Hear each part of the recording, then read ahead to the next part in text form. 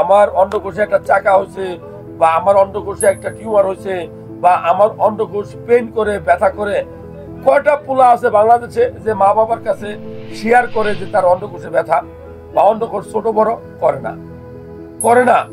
বিয়া করা দেয় সুন্দর একটা মাইয়া, দিয়া দেয় সুন্দর একটা বাড়ি, দিয়ে কিনা দেয় একটা সুন্দর একটা গাড়ি, কয়েকদিন ঘুরে এরপরে শোনা যায় যে ওই মেয়ে তার ঘর সংসার করতে চায় না।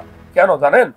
একবার জিজ্ঞাসা করছিলেন আপনার ছেলের বাজে অভ্যাস, পদ অভ্যাস তার শেষ করে দিয়েছে, তার সব শেষ করে দিয়েছে। কারণ জীবনের শুরুতে ভুল পথে পা পাড়াইছে।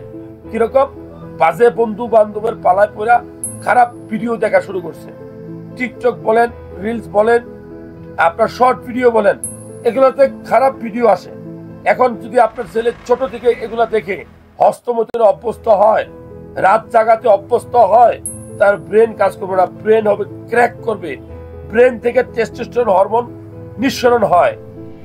অর্থাৎ অনেক পরিমাণে যদি কেউ হস্তমৈথুন বা মাস্টারবেশন করে অথবা খারাপ ভিডিও অনেক দেখার ফলে যদি তার অনেক স্বপ্ন দোষ হয়, তাহলে কিন্তু তার জীবনে অধঃপতন নেমে আসবে। কারণ কি জানেন? একটা সময় আর হস্তমৈথুন ছাড়তে পারবে না, তার ভিতরে হতাশা চলে আসবে। হতাশা, এই যে হতাশা, ডিপ্রেশন, আপনার অস্থিরতা, এই যে স্ট্রেস, এগুলোর কারণে আপনার হরমোন লেভেল কমে, আপনার সন্তানের হরমোন লেভেল কমবে। তারা যত সুন্দর গাড়ি কিনে দেন, যত সুন্দর নারী তারা বিয়ে করে দেন, সে রাখতে পারবে না। কারণ কি? একজন মেয়ে মানুষ আপনার কাছে কি কি চাবে? অবশ্যই তার সন্তান চাবে। সন্তান জন্ম দেওয়ার ক্ষমতা কখন থাকে না একটা মানুষের?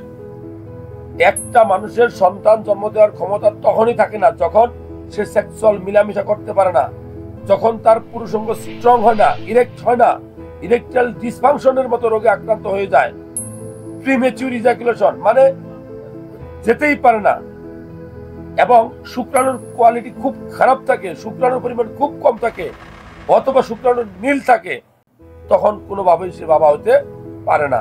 এই জন্য বাবা হওয়ার জন্য বিয়ে করার পূর্বে অবশ্যই আপনার সন্তানকে অথবা আপনার ভাইকে অথবা আপনি নিজে বিয়ে করার পূর্বে 2-3টা টেস্ট করে দেখুন, যাচাই করুন আপনার শুক্রাণুর সংখ্যা ঠিক আছে কিনা।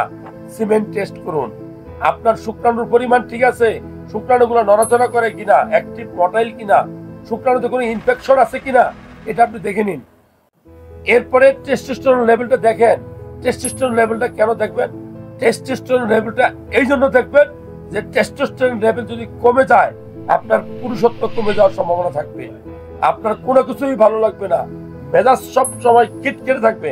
হ্যাঁ, আমি বলবো যে বিয়ের পূর্বে অবশ্যই টেস্টোস্টেরন লেভেলটা দেখে নেবেন।